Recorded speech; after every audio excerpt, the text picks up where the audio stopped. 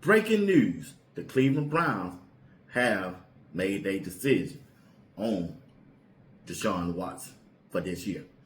And also, Jeudy had a presser today, and he responded to the incident on the sideline with Shedeur.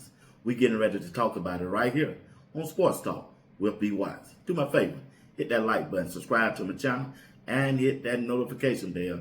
It'll let you know whenever I go live or drop a video. Will you do that for me? All right. ESPN Cleveland reported right there on the screen, as you see, the Browns have opened the 21-day practice window for Deshaun Watson. Also, Tony Grossi said, Stefanski said right now, Deshaun Watson will only take individual reps at practice. The next step is potentially will be taking scout team's rep. Now, me personally, I don't see why they doing that, but hey, he's on the team and he got that big time guaranteed salary, and I'm sure that he's in the building. They want to put in the work. Now, Kevin Stefanski said in advance that he's been working well with Shedeur along with Dylan Gabriel. Me personally, I think they could go either way with Deshaun Watson. Let him play the last game of the season. That's why I see it may go. The last game of the season. But Shedeur will remain the starting quarterback for the last 4 games. The next 4 games, that'd be Shedeur's 6th game. Dylan Gabriel had 6. Deshaun Watson may get the last game if Shedeur don't continue to be the starting quarterback. But me personally, I don't see no reason why Deshaun Watson should be given a chance to play the starting quarterback. He don't have his chance. They know what he can do. They don't see what he can do. What they need to do is continue to get more information, allow Shedeur to get more reps during a regular season game so that they can know and have more information on Shedeur going forward. Shedeur is the future. He ain't going nowhere. They're not going to trade him. He have too much value and asset to the Cleveland Browns football franchise. Deshaun Watson ain't going to bring no, he's not going to bring that. Dylan Gabriel's not going to bring that. You can draft another quarterback in the draft all you want, but it still ain't going to bring value to the Cleveland Browns quarterback situation, especially if you still got Shedeur on the team. You just not. They can't win that situation. Even they going to roll with Shedeur, or he need to leave. They need to trade him. That's just my take on that now. Roll with Shedeur in the future, right now, or you got to trade him out.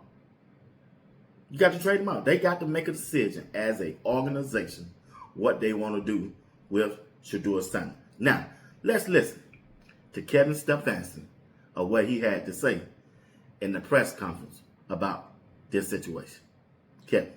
We're going to activate Deshaun's practice window, so he'll be out there today, which is, outstanding for Deshaun. He's been working so hard, rehabbing, so finally to get out there on the practice field with his teammates, go through individual, I think is really great for him. So excited for him.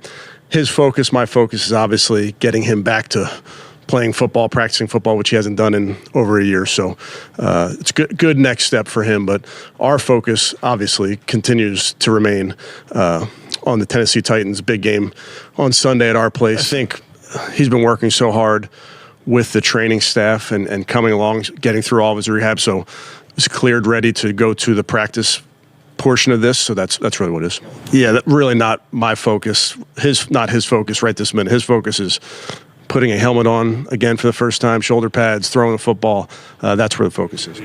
Yeah, really not the focus for me, for him, for us. Our focus is activating this practice window, seeing him on the practice field, getting him into individual, those type of things. And I think I want to point out, he's worked really, really hard to rehab from this. He's done everything that's asked of him. So he's been so supportive in the meeting room, on the game field with the players. Now he gets to go do that on the practice field as well. Shedeur's been outstanding in the meeting room with Deshaun. Deshaun's been outstanding with all those guys. So it's really an impressive group that helps each other. So I think having Deshaun out there will be great for Shedeur. I think it's great for Dylan. Bailey obviously is a guy that provides great value to us. So just having all those guys on the field, I think, is beneficial.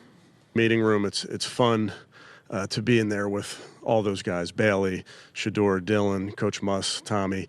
Everybody's got a different perspective of this game, and I think having a guy like Deshaun in there who's seen so much and has been through different situations and can provide great counsel to young quarterbacks, I just think that's invaluable.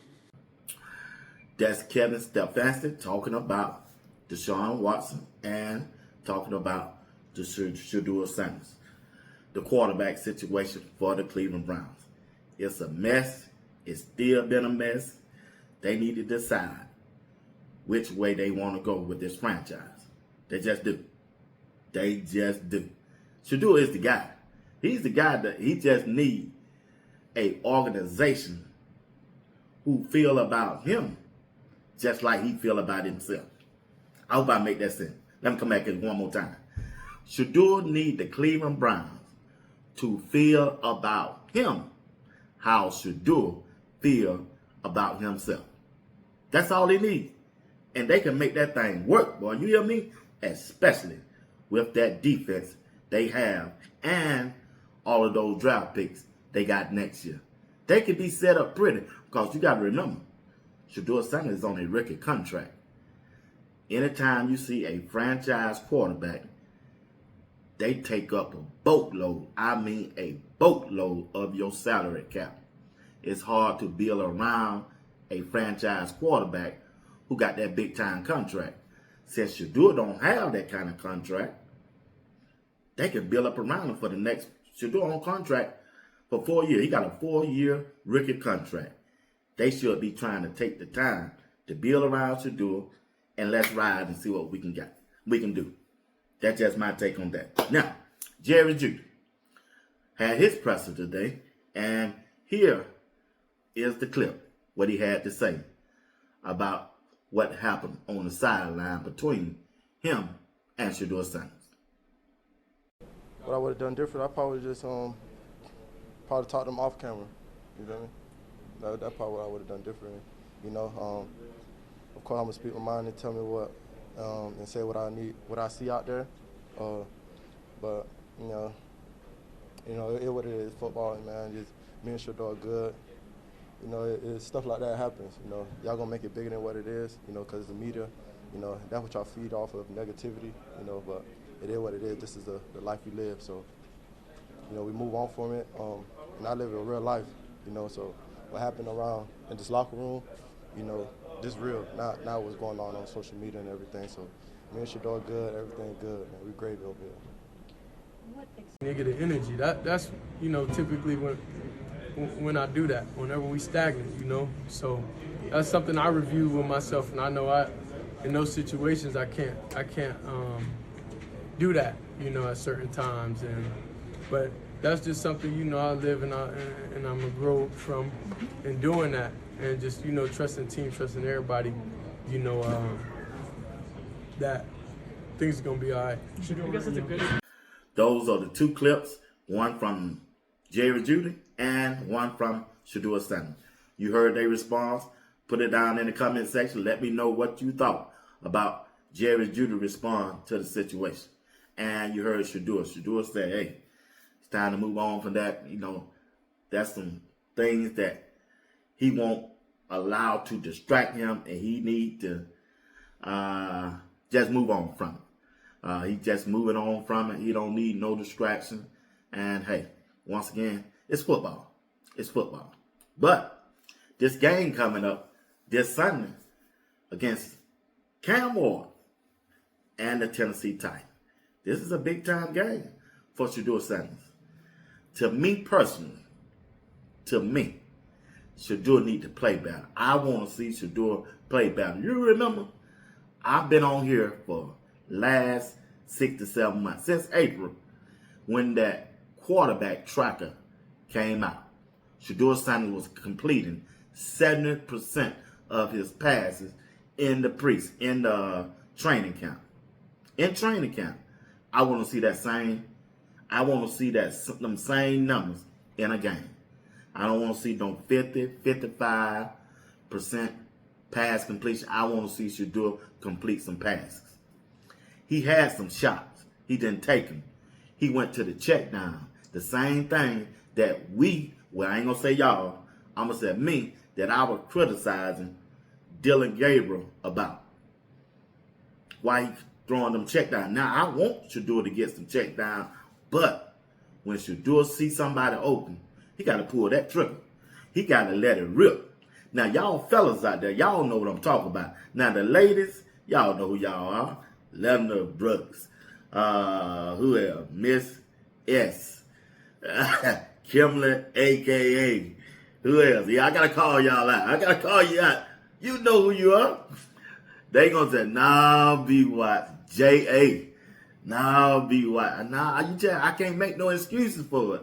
When Shedeur see, I don't care if he don't. I don't care if he don't like that wide receiver. I don't care if he ain't got no confidence in that wide receiver.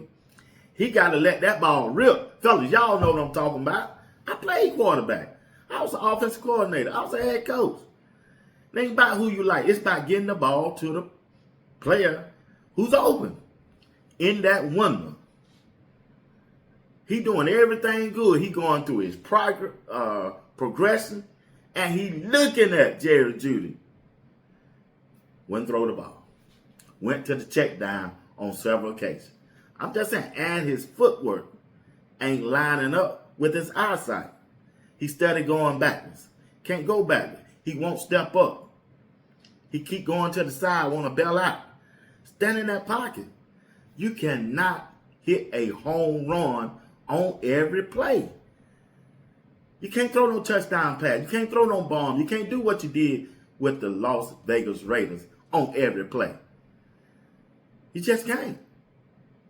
Because when you find yourself doing that, it's going to lead to criticism. Let it rip, Shedeur. Let it rip. That first one, let it rip. That's all I'm asking. Now, I know I'm going to take some heat in the comments, but I got to keep it real right here on Sports Talk with B. Watts. And I'm rooting for him. I want him to do well. I know he's going to do well. But I got to see progress. The Las Vegas Raiders game, good. Did good. 49ers, he went down a notch.